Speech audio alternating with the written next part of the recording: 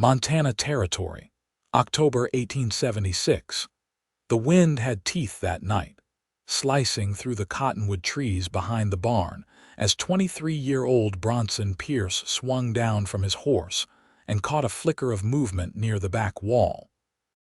He tightened his grip on the lantern he carried, boots crunching over frost-bitten grass, and stepped around the corner. That was when he found her. Crouched low behind the barn, half hidden beneath a threadbare shawl, was a woman. Her knees were drawn up to her chest, her hands trembling as she clutched them to her mouth. Her eyes met his through strands of tangled brown hair, wide, brimming with fear. "No more hiding from me," Bronson said quietly, lifting the lantern up so the light spilled over her face. "You do not have to be scared anymore." She flinched, but did not run. Her name was Genevieve Zeller. He had seen her once before 2 nights back, darting into the woods beyond the creek as he rode in from town. He thought she might have been a ghost then, a trick of the dying light. But now, with her cheeks red from cold, her dress torn and dirt-streaked, she was painfully real. "I am not going back," she whispered. "You cannot make me." "I do not want to make you do anything," Bronson said, voice low and steady. "I just want to know if you are all right." She blinked fast, as if unsure what to believe. I have 2 children. They are asleep in the hayloft. Please, if you are going to turn me in, let me get them first." Bronson's jaw tightened. "You came here with children," Genevieve nodded. "Nora is 6. Nathaniel is 4. We have been walking for days." Bronson exhaled slowly. The night was too cold for sleeping out in the open, especially for little ones. "Why are you hiding?" she hesitated. "My husband died back in Kansas. He was a mean drunk. After he passed, his brother showed up. Said the land was his now, and so were we. I took the children and ran. Thought I could make it to Oregon, but we have not even made it out of Montana." Bronson dropped to a crouch beside her. "You picked the right barn to stop behind. I live here." He glanced up at the sky. "Come inside. You all need warmth and food." Genevieve looked toward the barn door, then back at him. "You live alone." "I have since my brother passed," Bronson said simply. "It is not much, but it is safe." She studied him, weighing the risk. Then she nodded once sharply. "Let me get them." Minutes later, Bronson stood inside the barn as Genevieve gently guided 2 sleepy, shivering children down the ladder from the hayloft. Nora blinked up at him with big brown eyes, tightly clutching her mother's skirt. Nathaniel rubbed his eyes and leaned into Genevieve's hip. "They are hungry," she said softly. Bronson motioned toward the house. "Come on. I have stew on the stove and an extra bed for the little ones. You can sleep in the parlor. It is warmer." Genevieve hesitated, then finally nodded. "Thank you." They walked in silence across the yard, the wind howling around them. Inside, the warm light of the cabin wrapped around them like a blanket. Bronson ladled out bowls of rabbit stew while Genevieve helped the children peel off their damp shoes. As they ate, Bronson watched her. She kept her eyes low, her shoulders hunched like she expected someone to yell at her for breathing too loud. She was thin, her hands calloused and scratched, but she moved with a quiet strength that made something shift in his chest. He had not expected company tonight, or any night. But here she was, and something about the way she held her children, the way she thanked him without meeting his eyes, it stirred something deep in him. When the children fell asleep curled together in the spare bed, Bronson handed Genevieve a folded quilt. "You can take the parlor. I will sleep in the chair if you are not comfortable being alone." She looked at him then, really looked at him. "Why are you helping me?" Bronson set the lantern down and met her gaze. "Because someone should have helped you a long time ago." Genevieve's eyes filled with tears, but she blinked them away. "I do not know how to trust this." "You do not have to," he said gently. "Not yet." She nodded, silent. That night, Bronson sat by the dying fire while Genevieve slept in the next room. He listened to the soft breathing of the children and the wind outside, and he knew something had changed the moment he saw her behind that barn. She was not just passing through, and he was not about to let her go. The next morning broke slow and gray, with low clouds hanging heavy over the hills and a hush in the air that muted even the horse's breath in the paddock. Bronson stoked the fire in the cook stove and stirred cornmeal into a pot on the back burner, his hands moving steady and quiet. Behind him, small feet padded across the floor. Nora stood in the doorway, hair mussed and eyes still soft with sleep. She didn't speak, only watched him with a wariness that didn't belong on a child's face. "There's mush if you're hungry," he said gently, not turning from the stove. She stepped closer. "Mama said not to eat unless you said it was all right." Bronson glanced over his shoulder. "It's all right." She nodded once and disappeared toward the parlor, bare feet whispering against the wood. A few moments later, Genevieve entered, her hair braided back and sleeves rolled. She hadn't touched her coat, as if she didn't plan to stay long enough to need it. "I can help with the washing," she said, voice even. Bronson ladled mush into a tin bowl. "You don't have to." "I'm not looking for charity," she replied, crossing her arms.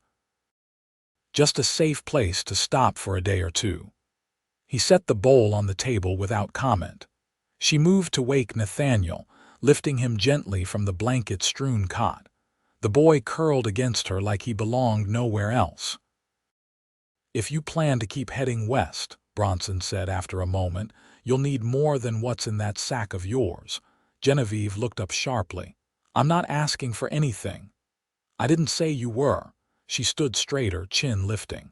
"We'll work for what we take. I can sew and mend." "Nora's quick with a broom."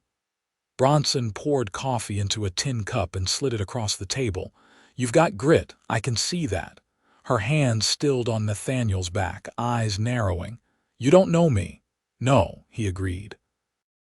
"But I know what it looks like when someone's been pushed too far and kept going anyway." She said nothing, but he saw the tightness in her shoulders ease a little.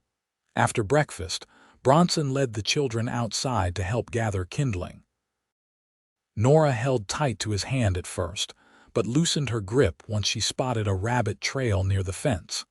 Nathaniel toddled after her, his fingers wrapped around a smooth stick like it was a sword. Genevieve remained near the porch, watching. Bronson caught her eye once and she didn't look away. Not quickly. By afternoon, clouds thickened above the ridgeline and the air grew sharp enough to sting. Bronson hitched the mule and headed toward the woodpile, pausing when Genevieve stepped down from the porch with a basket of worn linens. "I'll boil water." "You've got a kettle?" she asked. "In the lean-to behind the house. Barrel's half full." She nodded and disappeared around the corner without another word. He split logs until his shoulders burned, the rhythm steadying him. When he returned to the porch, he found her kneeling beside the kettle, steam rising around her. The children sat nearby, drawing shapes in the dirt with sticks. Nathaniel laughed once sharp and high, and Genevieve's head jerked up like she hadn't heard that sound in too long. Bronson leaned against the doorframe. "Town's a day's ride. I could take the wagon in tomorrow. Bring back cloth, flour, boots for the boy." "You don't owe us anything," she said quietly. He stepped down onto the dirt, boots sinking into the thawing ground. "You think I'm trying to buy something from you?" "I don't know what you're trying," she said, standing slowly. "But I've met enough men who were kind until they thought they'd earned something." Bronson met her eyes, firm and steady. "I'm not those men." Her gaze lingered, uncertain, but she didn't argue. That night, he found her sitting in the parlor after the children had gone to sleep, mending a tear in one of Nathaniel's shirts. Her fingers moved with practiced care, stitching in the low light of the oil lamp. "You always been good with a needle?" he asked, easing into the chair across from her. "My mother taught me before she passed." She didn't look up from her work. "I used to think I'd marry a man who built furniture. I liked the idea of a house full of things made by someone I knew. Didn't turn out that way. No, she said softly. It didn't. Bronson rested his forearms on his knees. You ever think about staying put? She gave him a long look, unreadable. Depends where put is. He didn't press her. The fire crackled between them, warm and low. After a while, she folded the shirt neatly and set it aside. You're quiet. Never had much use for talking when there's nothing worth saying. She tilted her head. Is that what this is? Nothing worth saying? He met her gaze. No, just don't want to say something you're not ready to hear. She studied him, her expression softer now. That's a rare kind of patience. Bronson didn't answer. He didn't need to. The night deepened. Outside, wind swept across the ridges, carrying the scent of snow. Inside, the silence settled easy between them. And though nothing had been promised, something had shifted, something small and strong, like a root stretching down into frost-hard earth. The snow arrived before dawn 2 days later, fine as sifted flour and just as quiet. Bronson stepped onto the porch with a bucket for the well and found the yard blanketed in white. The barn roof softened under a thin crust. He paused, listening. The stillness was deep enough to hear the creak under its skin of ice. Inside, the fire had burned low, but the cabin was warm. He'd risen early, not by habit, but because sleep had thinned under the weight of thoughts he hadn't found words for yet. Genevieve was already kneeling near the hearth, feeding kindling into the coals. Her braid had loosened in the night, strands falling against her neck. She wore a man's flannel shirt he'd offered her the night before, too wide in the shoulders. Sleeves rolled, and it made something settle in his chest that hadn't had a name until now. She didn't look up when she spoke. Snow came quiet.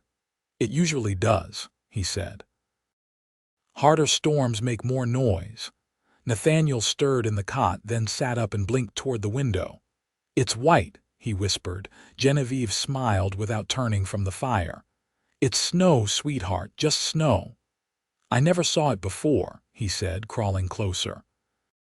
Bronson poured hot water into the basin and set it on the table. It won't melt off soon. Ground's frozen deep. Genevieve rose to her feet and brushed her hands on her skirt. We can help around here until it clears, if you'll have us. He nodded once. I was hoping you'd say that.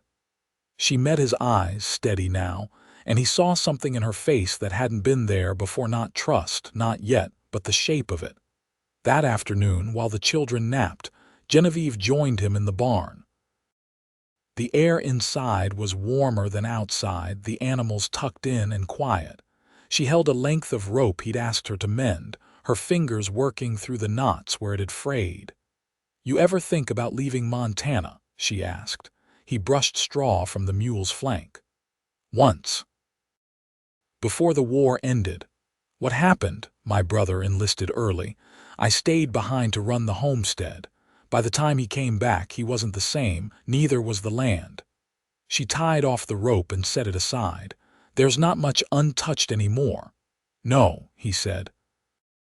But I've made peace with what's left. She leaned against the stall door, arms folded. Peace sounds nice. He looked at her then. You still set on reaching Oregon? I don't know, she said. I thought it was far enough away from everything behind us. But far doesn't always mean safe. Bronson stepped closer, not enough to crowd her, just enough that she could hear the quiet in his voice. You don't have to keep running, Genevieve. She didn't answer right away. Her gaze drifted to the loft where hay was stacked, where her children had slept the first night. I'm not sure I know how to stop, he nodded. Then stay till you figure it out. She glanced at him, eyes narrowed slightly. You always make up your mind this easy. No, he said. Only about things that feel right. Later, while dusk settled in and the snow deepened across the fields, Bronson carved a length of pine near the hearth. Nathaniel watched with quiet fascination as curls of wood fell to the floor. He didn't ask what it was for, just leaned against Bronson's leg like it was the most natural thing in the world. Genevieve sat nearby, patching a pair of wool socks she'd found in the bottom of the storage trunk. Nora dozed beside her with a blanket drawn up under her chin. "I used to think I'd never sleep warm again," Genevieve said softly. Bronson blew wood dust from the carving. "You'll sleep warm here." She didn't reply, but her hand found Nathaniel's back, and she rubbed slow circles there while the fire popped and the wind whispered against the window panes. That night, after the children were tucked into the cot and the lanterns turned low, Bronson lingered by the door as Genevieve folded the last of the mended clothes. "You can have the bed," he said. "I'll take the floor tonight." She looked up, brow furrowed. "You don't have to do that." "I know," he said, "but I want you to rest easy." She didn't argue. Instead, she walked to where he stood and laid the folded clothes atop the trunk. "Thank you," she said. "For what?" "For not asking me to be grateful." He met her eyes. "You don't owe me thanks." She nodded, then turned toward the bedroom. But just before she stepped through the doorway, she paused. "You carved a horse, didn't you?" she asked. He blinked. "What makes you say that? You don't look like a man who whittles for no reason." He smiled, faint and quiet. "Maybe I'll show it to Nathaniel when it's finished." Her expression softened. "He'd like that." The door closed behind her and Bronson stood alone in the quiet. The snow tapped soft against the window glass, and for the first time in years, the cabin didn't feel quite so empty. The snow never quit that week, not fully. It softened the world into quiet shapes and slowed everything that moved. Bronson adjusted his daily chores to account for the drift piling against the barn and the sluggish mule. The children stayed indoors more often, passing the hours with buttons and twine, and the occasional scrap of chalk from the supply chest. Genevieve had asked to take charge of the larder, and Bronson let her. She organized it with practiced efficiency, rationing root vegetables and smoked meat with the eye of someone familiar with lean seasons. He noticed she didn't waste a movement, folded flour sacks flat, kept the hearth clean, even stitched a few torn dishcloths without being asked. On the fourth morning, she stepped outside with him before sunrise, shawl drawn tight and her breath rising in brief clouds. "You planning to check the trap line today?" she asked. He adjusted the rifle slung across his shoulder. "If the creek hasn't swelled too bad, I'll come." Bronson studied her a moment. "You sure?" "I've walked farther with less on my feet," she said, lifting the hem of her skirt to reveal the boots he'd brought back from town. They were still stiff from disuse, but dry and whole. He said nothing more, just nodded and handed her a scarf from the peg. They walked in silence down the slope beyond the barn, the hush of snow beneath them broken only by the occasional snap of a branch overhead. The traps were set along a bend in the creek where he'd seen fox tracks a week back. As they neared the water, Genevieve slowed, eyes scanning the trees. "You ever hunt?" he asked, crouching to check the first trap. "My father did," she answered. "I helped him clean the hides when I was young." Bronson lifted a pine marten from the second trap, its coat thick and unblemished. He handed it to her. She took it without flinching. "Why'd you stop?" he asked. After he passed, there wasn't time. "My husband didn't think much of women knowing how to use a knife for anything but cooking." Bronson didn't respond. He didn't need to. The quiet between them was full enough. They moved along the line, collecting 3 more catches before turning back. As they climbed the ridge toward the cabin, Genevieve paused, her gaze lingering on a patch of bare trees where the snow had melted thin. "This land feels old," she said softly. "It is," Bronson replied. "Older than any of us. Some of it's never been turned." "I like that," she said. "Everything back in Kansas was already claimed before I got there." Inside the cabin, the children were still asleep. Genevieve hung the pelts to dry in the corner near the hearth, wiping her hands on her apron as she turned toward the table. "I've been thinking," she said. Bronson set down the rifle. "About. The mule's too thin to carry us all come spring. If we're heading west, we'll need another animal. And I should teach Nora to tend a fire. She's old enough." He leaned against the beam beside the door, arms crossed. "You're still planning to leave?" She looked away, then back. "I thought I had to." And now she hesitated, the firelight catching the edge of her cheek. "Now I think I don't know what I want." Bronson stepped closer, slow and careful. He didn't reach for her, just let the space between them settle. "You don't have to decide today." Genevieve nodded once. "That's the first time someone's told me that." He gestured toward the window. "This land's not easy, but it's honest. Doesn't offer more than it can give." She looked at him, and for the first time there was no guard in her expression, just weariness and strength and something beginning to soften. "I've lived so long waiting for the other shoe to drop," she said. "I don't know how to trust stillness." "You don't have to call it trust," he said. "Call it breath. Call it rest." Later that evening, after the stew was scraped clean from the pot and the children had curled together with the quilt Genevieve had finished mending, she lingered near the hearth. Bronson was sanding down the small wooden horse he'd carved, the edges smooth now, the shape defined. "You going to give that to Nathaniel?" she asked. He nodded. "Tomorrow morning." Genevieve stepped closer, kneeling beside the fire. "He'll carry it everywhere." Bronson glanced toward the children. "He's a good boy, so's Nora." She smiled slightly, the expression worn but genuine. "They've had to grow up too fast. They won't have to anymore, not here." There was a long pause. Then softly, "Do you ever wonder what might have been if things had gone different?" "I used to," he said. "Then I started wondering what could still be." She turned toward him, eyes steady. "And what's that look like?" He didn't answer right away. He set the carving gently on the mantel, then looked back at her. "It looks like mornings with coffee ready before the children wake. It looks like someone beside me who knows how to live quiet without giving up." Genevieve's breath caught just once. Then she reached for the hem of her sleeve and began folding it absently. "I'm not easy," she said. "I'm not looking for easy," he replied. "Just something worth keeping." She met his eyes, and whatever wall had been holding her upright these past months finally eased, just enough. "I don't want to run anymore," she said. "Then don't."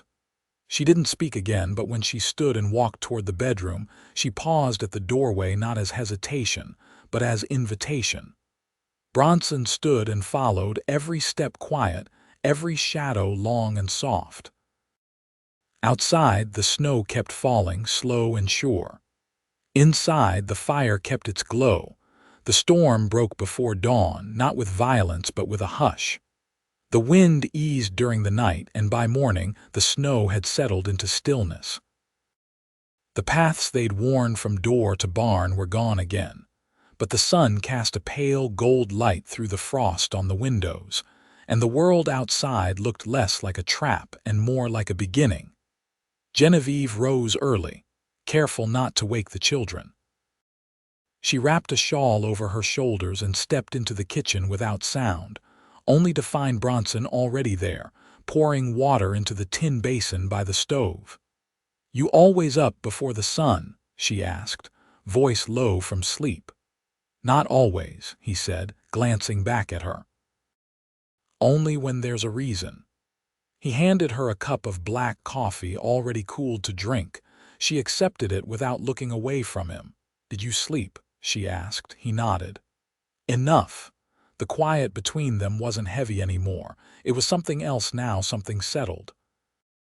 She leaned against the counter, warming her hands around the cup.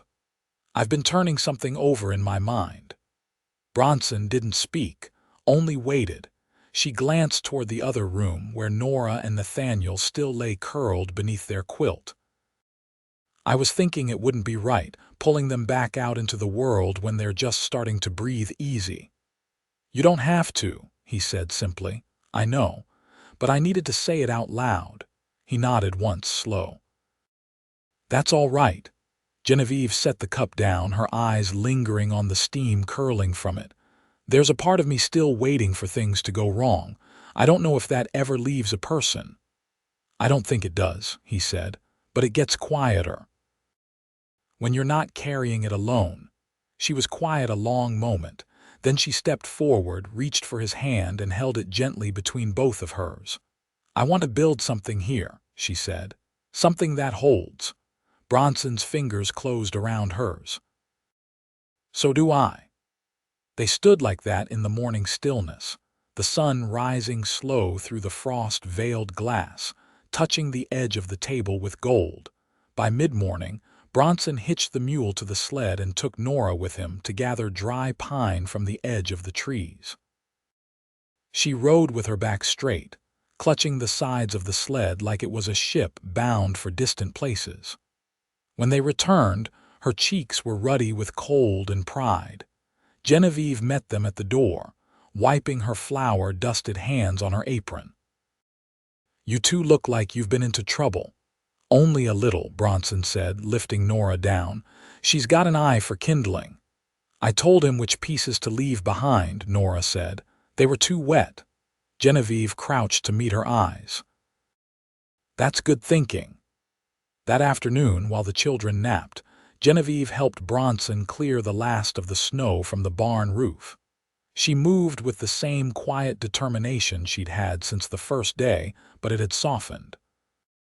She laughed once when the wind caught her braid and sent it whipping across his face. "You look like you've been caught in a briar patch," she said, brushing snow from his shoulder. He gave her a look, but there was no heat in it. "If I had a sister, she'd probably say the same." "You don't, just had my brother." She nodded, the laughter fading into something steadier. "I like that you still talk about him. No sense in pretending he wasn't here." Genevieve looked down at her hands, then back up. "I didn't bury my husband, I just left. There wasn't anything to bury, not really, but I still wonder if the children will ask one day. They might. And I'll tell them the truth," she said. "That he wasn't kind and that I took them away because I had to. But also because I wanted them to know there's more to life than surviving." Bronson leaned against the barn wall, snow melting in his hair. "They'll know. They already do." That night she made biscuits with the last of the lard. The cabin smelled of sage and smoke and warm bread. After supper, Bronson unpacked a small cedar box from the back of the storage chest, a relic he hadn't touched in years. Inside was a simple wedding band, once his mother's. He didn't bring it out for show. Just set it on the table between them while the children played with pine cones near the fire. Genevieve looked down at it, then back up at him. "You kept it."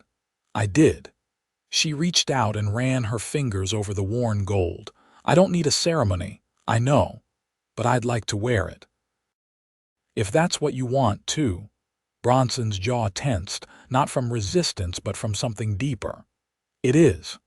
She slid it onto her finger. It fit, not perfectly, but close enough. The children didn't ask questions. They only noticed that Genevieve smiled more after that, and Bronson sat beside her at the table instead of across.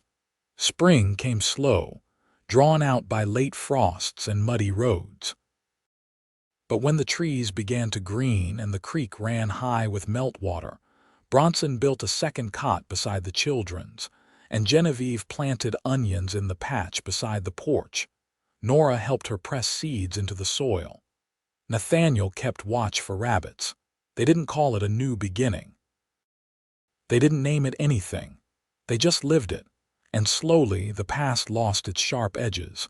The days found their rhythm: wood to chop, bread to bake, fences to mend. Bronson taught Nora how to fish without tangling the line. Genevieve stitched a new dress from old cloth, and when she wore it, Bronson looked at her like he'd never seen her before, though he had, every day one evening, with the sun sinking behind the ridge and the children asleep. Genevieve sat beside him on the porch.